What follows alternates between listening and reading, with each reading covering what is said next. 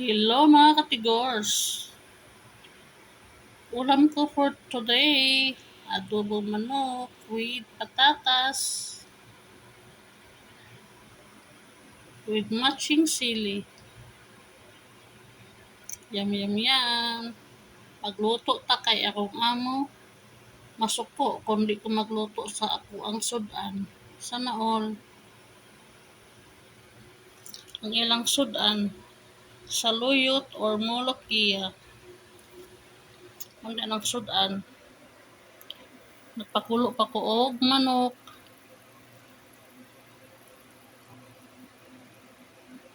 Thank you for watching. With white rice.